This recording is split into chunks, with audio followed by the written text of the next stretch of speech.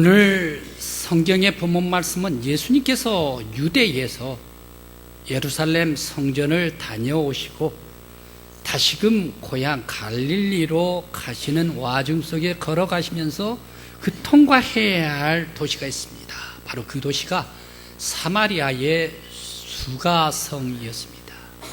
이 사마리아 수가성은 옛날부터 우물이 있었습니다. 그래서 이 물이 콸콸 샘솟듯 솟아나온 동네가 바로 이 수가성이었는데, 예수님께서 이 수가성의 우물에 가서 목을 축이기 위해서 우물로 가셨습니다. 그 우물에 와 있던 여인과 예수님께서 대화를 시작을 하게 되었던 말씀이 오늘 성경의 본문 말씀입니다. 그런데 오늘 이 수가성에 만난 이 여인, 어떠한 여인인가? 그 여인의 생활, 삶을 바라보면 이 여인은 한마디로 엉망인 여인입니다. 여자가 삶이 엉망인 여자는 어떻습니까? 정숙하지 못하고 깨끗하지 못하고 순결하지 못하고 성결하지 못한 그런 여인, 많은 사람들한테 조롱받고 욕받는 사람이 바로 이 수가성의 여인이었다. 그의 삶의 생활 모습을 보면 꼭 지옥 가기 딱 맞는 그런 사람이 수가성의 여인이었습니다.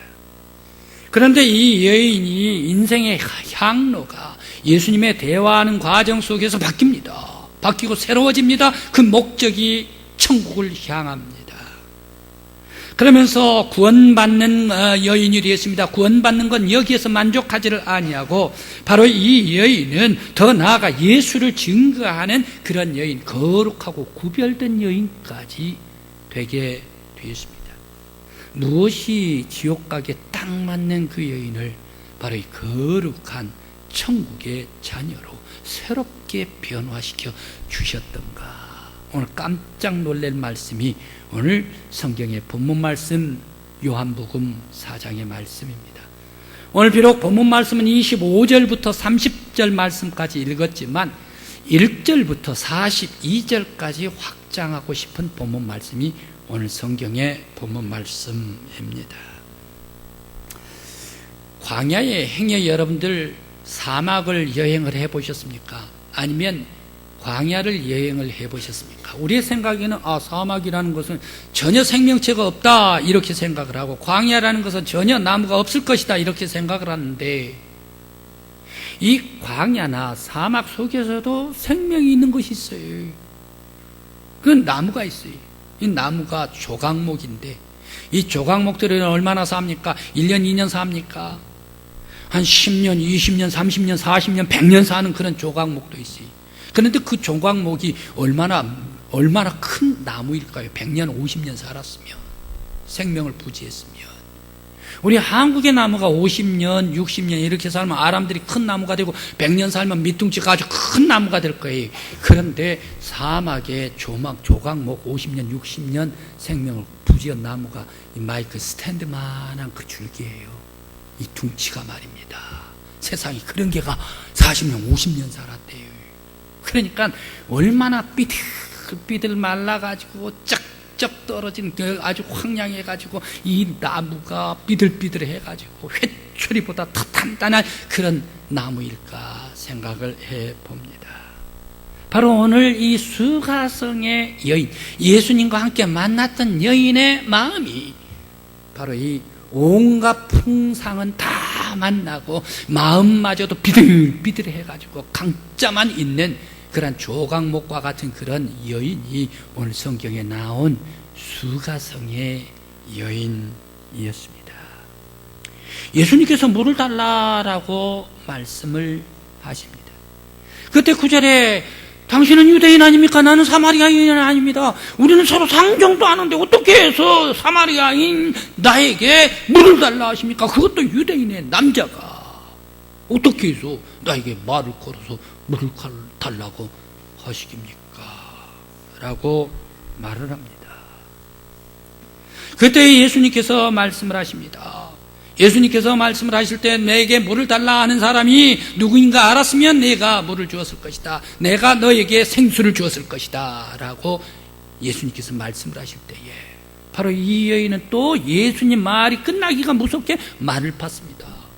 이 우물은 깊습니다. 11절부터 12절 사이의 말씀입니다. 이 우물은 아주 깊습니다. 깊은 이 우물에 당신은 뜰 두레박도 없고 그릇도 없는데 어떻게 해서 나에게 생수를 준다고 하시깁니까? 라고 말을 받으면서 이 여인이 예수님의 말꼬리를 물었습니다. 그러면서 바로 이 여인은 얘기를 합니다. 우리는 이 우물을 먹으면서 우리 큰 조사 야곱이 있었는데 이 야곱 때부터 우물을 파가지고 지금까지 이 우물에서 마시고 목을 축이고 있습니다. 그런데 당신은 야곱보다 더 큰 사람입니까? 생수를 준다니 야곱보다 더 큰 사람입니까? 라고 바로 이 여인은 또 예수님을 따져 물었네요. 아무튼 이 여인은 터진 입으로 예수를 하대하고 오늘날로 세상의 사람들이 얘기를 하는 세속적인 말로 하면 예수를 가지고 놀았던 여인입니다.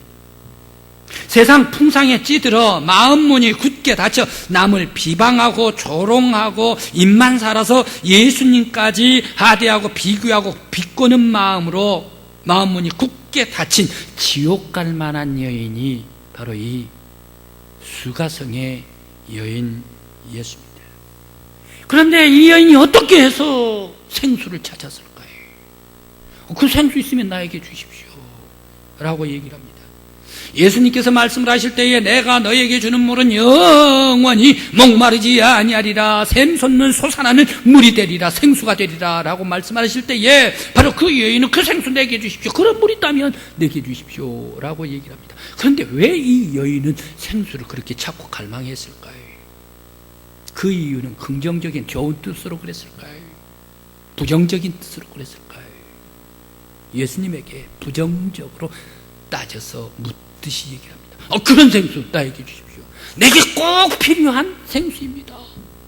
내가 물을 길러 날마다 이곳에 왔다 갔다 하는데 다른 사람들이 내 얼굴을 보고 다른 사람들이 내 이름을 보고 나를 조롱하고 왔다 갔다 하는데 내 면전 앞에서 조롱하게 되는데 이제 이 우물을 다시금 들어오지 아니하도록 그런 물이 있다면 내게 주십시오. 그런데 그런 물이 어디 있겠습니까? 부정적인 뜻으로 내가 필요합니다 라고 이 여인은 예수님에게 얘기를 합니다. 바로 이토록 예수님을 비하하고 예수님을 비꼬면서 따져 묻기까지 말꼬리 잡는 이 수가성 여인을 예수님께서는 어떻게 해서 이런 하대하고 비꼬고 조롱기 섞인 말을 하는 이 여인에게 끝까지 그의 삶을 불쌍히 여기면서 대화에 끌어들이고 있을까요?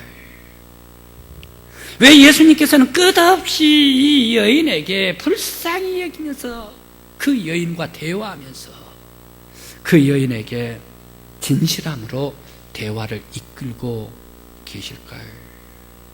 많은 사람들은 이 여자 아주 그렇고 그런 사람 아니냐, 조롱하는 사람이냐, 세속적인 사람 아니냐, 이런 사람 상대해 주질 않는데 왜 이렇게 예수님께서는 그 영혼을 불쌍히 여기시고 대화를 해주고 계실까? 예수님께서 진실로 목이 말라 물을 잡수시고 싶어서 물을 달라라고 말씀을 하셨을까? 또 예수님께서 말씀을 하실 때 내가 물을 달라고 한 사람이 누구인 줄 알았더라면 오히려 그에게 구했을 것이다. 그리고 생수를 내게 주었을 것이다. 내가 주는 물은 영원히 목마르지 않고 영생하도록 솟아나는 샘물이 되리라 라고 그 여인에게 말씀을 하셨을까요? 대화를 계속해서 이끌어 가셨을까요? 또 예수님께서는 이 여인에게 결정적일 때 내 남편을 데리고 오라 라고 말씀을 하십니다. 그러니까 이 여인은 없습니다 라고 얘기를 합니다. 예수님께서 뭐라고 얘기를 합니까? 그래, 네가 차라리 없다라는 말이 옳겠다, 맞겠다. 내 남편이 다사다니였나? 그런데 지금도 살고 있는 네 남편은 네 남편이 아니고 다른 사람 데려와서 살고 있잖아요. 차라리 없다라는 것이 맞을까 모르겠다라고 결정적인 그런 말씀을 해서 이 여인의 감추고 싶은 페북까지 찔러내고 계실까? 또 이 여인이 그러면서 예수님께서 예배에 대한 말씀을 하십니다. 그때에 바로 이 우리들은 이 산에서 예배를 드립니다. 당신들은 예루살렘에서 예배를 드리지 않습니까? 라고 그 여인이 자랑할 때에 예수님께서 말씀을 하십니다. 예배 드릴 때는 이 산과 앞으로 저 산 예루살렘에서도 예배할 것이 아니라 오직 신령과 진정으로 예배 드릴 사람을 하나님께서 찾는다. 네가 신령과 진정으로 예배를 드리라 라고 말씀을 하십니다. 그때 이 여인은 또 말을 합니다. 바로 그러면 바로 앞으로 미래 메시아가 오시면 우리들을 신령과 진정으로 예배에 인도해 주실 것입니다 라고 대답할 때 예수님께서 내가 바로 그로라, 내가 네가 말한 메시아, 내가 네가 말한 그리스도라 라고 예수님께서 말씀을 해 주십니다. 그렇게 하면서 예수님께서 참된 진실한 대화를 놓치지 않고 계속 끌어가십니다. 이 여인 네가 남편이 5이다 라고 얘랑 얘기를 할 때에 바로 이 여인은 깜짝 놀래버립니다. 아니 내가 말도 안 하는 것을 어떻게 아십니까? 어떻게 아십니까? 바로 그때부터 이제 당신은 선지자로서이다 하면서 겸손히 고분 예수님께 대답해 왔던 여인이었습니다. 그런데 이 여인은 예수님께서 자신이 메시아라고 말씀을 하실 때에 이 여인은 행동은 어떻게 했습니까? 그냥 이 물동이 내려놓고 마을로 가버렸어요. 왜 이 여인은 물동이를 그냥 물길든 물동이를 내려놓고 마을로, 사람들 많은 마을로 갔을까요? 바로 지금 이 여인이 물길로 오러 왔던 시간이 어느 시간입니까? 오후 6시입니다. 죄송합니다. 6시, 이스라엘 시간으로 6시입니다. 6시가 정오입니다. 우리 한국 시간으로 정오입니다. 대개 점심 식사를 우리 한국 사람들은 정오에 합니다. 12시 땡치면 합니다. 아침 식사는 오전 7시 정도 합니다. 그리고 저녁 식사는 저녁 6시, 6시 반 정도 하게 됩니다. 그렇게 되면 어떻습니까? 식사를 한참 하려면 1시간 전에 가서 물을 뜰 거 아닙니까?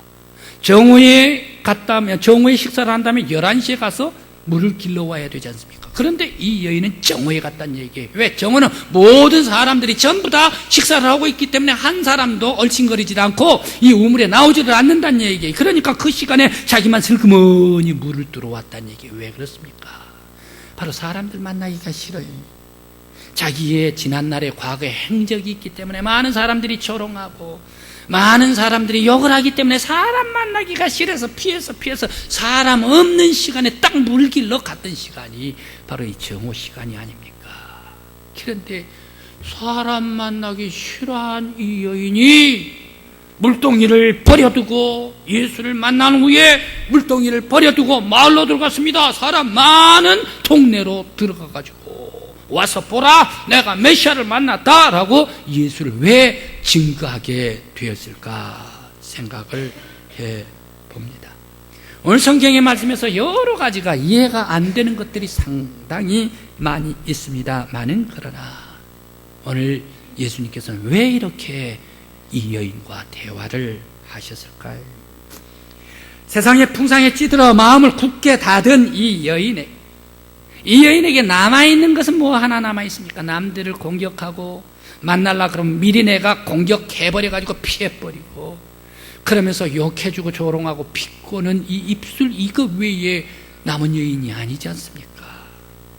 그러면서 심지어 예수님까지도 하대하고 비교하면서 비꼬는 마음문이 굳게 닫힌 이 여인, 그리고 세상의 부정적인 삶으로 상처가 많은 이 여인에게 진실로 예수님께서는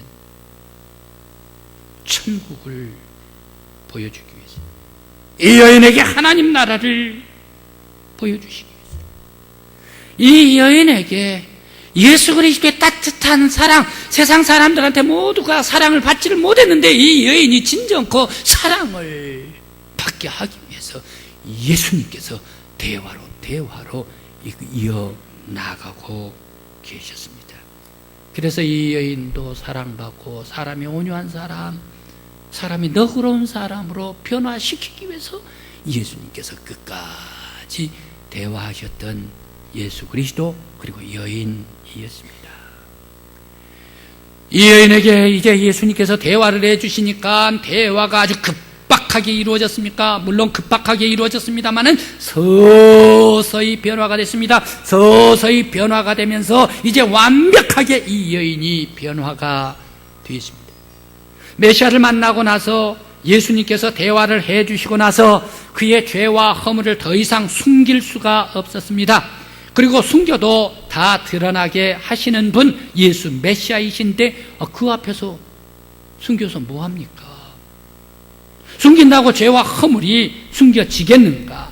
그래서 그는 많은 사람이 있는 마을로 가서 오히려 자기의 허물 과거까지 다 들춰내면서 내 과거의 행적, 내 나쁜 행실, 지금까지 살았던 그런 온갖 세속적인 나쁜 쾌락적인 삶, 이것을 다 알고 계시는 메시아가 나타나셨습니다. 오늘 성경 29절 말씀이 나오고 있습니다. 그러면서 자기의 비리 잘못된 죄 이것을 다 마을 사람들한테 고하면서까지 메시아를 증거하고 있는 여인으로 변했습니다. 왜 이렇게 이 여인은 자기의 죄를 지난 날에는 사람 만날까 싶어서 겁이 나고 숨기가 바빴는데 오늘 메시아 만나고 왜 이렇게 그는 나아가서 자기의 죄를 고백하면서 과거를 고백하면서까지 예수를 증거하게 되었던가? 참 부끄러움도 없습니다. 허물도 없습니다. 바로 그것은 우리들 살에 종기가 납니다. 종기가 나면 고름 끼죠. 고름 끼면 그게 짜내서 아주 폐부까지 짜가지고 다 짜내서 버려야 됩니다. 그래야 새살이 돋고 그래야 건강해질 수가 있습니다. 바로 이 여인 죄를 가지고 숨기고 있다고 해가지고 그 사람 깨끗한 사람 됩니까? 예수님께서 내 남편이 데리고 와라 라고 했었을 때 이 여인 깜짝 놀랐습니다. 예수님께서 다 알고 계시는데 그 죄를 예수님 앞에 숨길 필요가 뭐가 있습니까? 오히려 이 여인은 예수님 만나고 대범해졌습니다. 그러면서 자기의 숨길 것까지 다 꺼내놓았습니다. 자기의 온갖 죄와 허물들 예수 앞에 다 고백했습니다. 마을 사람들한테 전부 다 고백해버렸습니다. 고백하고 나서 폐부까지 다 짜내고 나서 그는 거룩하고 신실한 예수의 사람, 하나님의 사람으로 완벽하게 변화가 되었던 여인이었습니다. 예수님께서 이러한 고름까지 상처까지 아픔까지 다 도려내시면서 성령으로 역사해 주시고 재단해 주시면서 그에게 새로운 거룩한 삶을 살라. 바로 이것 때문에 예수님께서 내 남편을 데리고 오라. 폐부까지 아픈 말씀을 하셨습니다. 또한 여인은 물동이를 버려두고 가서 전도하는 사람이 되었습니다. 이제 전도하는 사람, 예수를 공적했던 사람이 이제 거꾸로 예수를 위해서, 예수의 영광을 위해서, 예수의 복음을 위해서 나아가서 증거하는 여인까지 변했습니다.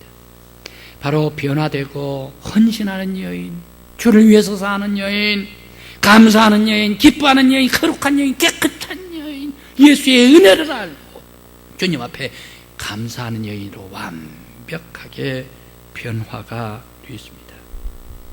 왜 이렇게 말라 비틀어지고 황량하고 거칠고 매섭기까지 한 여인을 예수님께서는 죄인도 더럽고 추하고 손가락질 받는 이 여인, 바로 이 여인에게 거듭나게 해주시고 신령한 사람으로 새 사람으로 만들어 주셨을까? 바로 그것은 예수님께서 아픈 상처, 세상 가운데 괴로운 사랑받지를 못한, 그리고 마음에 온갖 괴로움과 아픔과 고통으로 얼룩져 있는 이 여인에게 찾아와 주시고 만나 주시고 대화해 주시고 사랑을 베풀어 주시고 그에게 용서를 해 주시고 그에게 하나님 나라의 생명으로서 인도해 주시고 그 여인도 거룩한 여인으로 보듬어 주었기 때문에 예수의 사랑, 예수의 은혜가 완벽하게 새 사람으로 만들어 주셨습니다. 성도 여러분, 행여 우리들 마음속에 죄가 있습니까? 우리들 마음에, 우리의 심령 속에 상처난 것이 있습니까? 아픈 것이 있습니까? 골마 터진 것들이 있습니까? 예수님 앞에, 많은 사람 앞에 내놓을 수도 없는 것들이 있습니까? 바로 그러한 죄 예수님 앞에 나아가 고백하시길 바랍니다. 주님께서 여러분들의 상처도, 여러분의 아픔도, 여러분의 슬픔도, 괴로움도 다 짜내 주시고 깨끗게 해주시고 성결하게 해주시고 성령으로 역사해 주시고 거룩한 영혼으로 주님께서 만들어 주시기를 간절히 기원합니다. 성도들은 수십 년간 교회를 다녔어도 거듭난 것이 무엇인지 알지 못하고 살아가는 사람들이 있습니다. 그러면서 몰라도 적당하게 아는 척하면서 숨기고 살아가는 사람들이 있습니다. 바로 이것이 더 큰 문제입니다. 지금 부끄러움을 당하는 것이 훨씬 더 낫습니다. 왜냐하면 나중에 우리가 하나님 나라 심판대 앞에 떡 서니 하나님께서는 야 너의 이런 골마 터진 것들이 있단 말이야, 너의 죄가 있다, 이 허물이 있다, 이 세상 사람들보다 더욱더 많은 그러한 세속적인 죄가 있다, 이것을 주님께서 심판대에서 올려놓고 우리를 심사할 때 어떻게 되겠습니까? 차라리 우리가 다 고백해버리고 도려내버리고 거룩한 새 사람으로 거듭난 사람이 되기를 간절한 마음으로 기원합니다. 거듭나지 못하는 사람이 있습니다. 가룟 유다, 그리고 아나니아, 삽비라. 기회가 많았었습니다. 그런데 이 사람들은 그 기회가 많았음에도 불구하고 물질만 콱 잡았습니다. 자기 예수 그리스도를 잡아야 되는데 예수 그리스도를 붙잡을 그 손으로 그냥 돈만 잡고 화려한 것만 잡고 전대만 잡고 꽉 잡을 때에 이 사람들은 어떻게 됐습니까? 내쳐지고 그의 영혼이 아주 쓸쓸한 황야로 가서 내쳐진 지옥에 떠나버리고 말았던 사람들입니다. 성령으로 거듭난 사람은 어떤 사람입니까? 성령으로 거듭난 사람은 그의 증표가 있습니다. 반드시 증표가 있습니다. 성령으로 거듭난 사람은 입술로만 내가 거듭납습니다, 주님을 모십니다 라고 말하는 사람이 아닙니다. 성령으로 거듭난 사람은 반드시 삶으로, 그의 행동으로, 그의 생활 자체가 거듭나가지고 주님을 모시고 주님의 중심을 모시고 주님을 주인으로 모시고 모든 크고 작은 일 대수사 간에 예수를 앞세우는 사람이 성령으로 거듭난 사람의 증표입니다. 성도 여러분, 바로 여러분들이 성령으로 거듭나는 성도들이 되시기를 간절히 기원합니다. 오늘 수가성의 여인, 온갖 세상의 풍상에 찌들려 마음은 삐들삐들 말라 황폐해지고 마음을 굳게 닫아 남을 비난하고 조롱하고 입만 살아서 예수님까지 하대하고 지옥 갈 여인이었습니다. 그러나 예수님께서 이 그녀를 만나주시고 대화해 주시고 이 여인도 메시아를 만난 후에 은혜의 사람이 되었습니다. 감사의 사람, 헌신의 사람이 되었습니다.